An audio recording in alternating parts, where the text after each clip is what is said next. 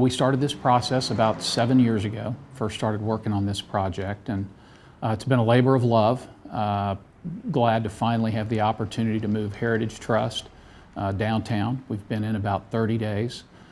We're here in Class A alternative office space, very modern, very sleek, in a very historically important shell, so feels good. I think we're very fortunate to have the opportunity to be involved with this building. It's from an architectural, historical, and cultural standpoint, I think it's one of the most important buildings in Oklahoma City.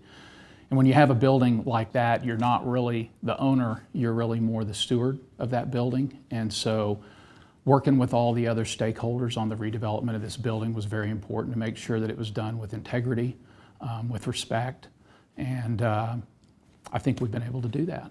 It was built in 1923 as a Masonic temple by the Masonic lodges of Oklahoma. This was the gathering place where all the various Masonic lodges came to gather. It had a 3,000-seat auditorium, and but they lost it in 1929 during the Great Depression. They weren't able to make the bond payments.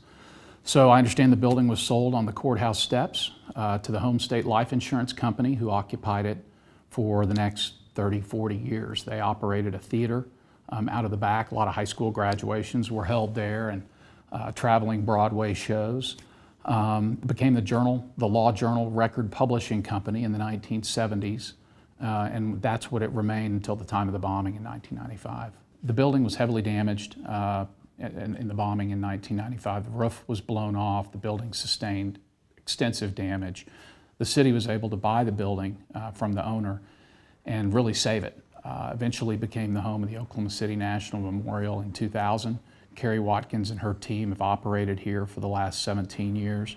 And so they have really worked with us and supported us in our efforts to bring life back to this part of the building and to create a space that hopefully is of equal quality to what they've been able to do. It's a first-rate organization that they run, and we have hoped in every way to try to match the quality that they've been able to bring to the area, and so hopefully we've done our part in that regard. Because of the bombing damage, there really was not a lot of historic fabric left in the building. However, the lobby did have the original floors, which we've been able to save. We also found a lot of marble stored up in the basement. The city, when they restored the building, when they salvaged the building, was able to salvage a lot of the marble wainscoting that you found throughout the building. So we were able to repurpose that and use it in the lobbies on some of the walls to create some fairly dramatic backdrops for some of the artwork that we have on display. And then probably the crown jewel is the Masonic temple pediment, which we discovered on the east facade when we were removing the Art Deco facade that had been added in 1947. We found the original Masonic temple pediment above the front door, which we were thrilled to find, and actually redesigned the east entrance to feature that.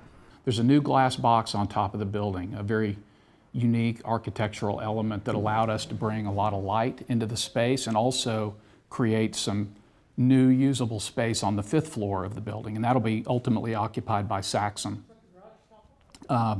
We also have on the roof a rooftop terrace, which is a public space for the tenants of the building where they can have gatherings, special events, business meetings, and it has great views of the north and east sides of downtown. It was important to us, and we communicated this to our architect, Smith Dahlia, early on, that we really wanted people to feel like they were in a Class A building in Oklahoma City, not just anywhereville, USA. And so they worked hard to incorporate native elements, elements that would give it a local feel, and a big part of that was an art collection. What we think we have is a beautiful collection of modern native Oklahoma art throughout the building of all different media, of prints, sculpture, bronze sculpture, metal sculpture, photography, paintings. And so that's something we're really excited about and we think makes the building unique and special.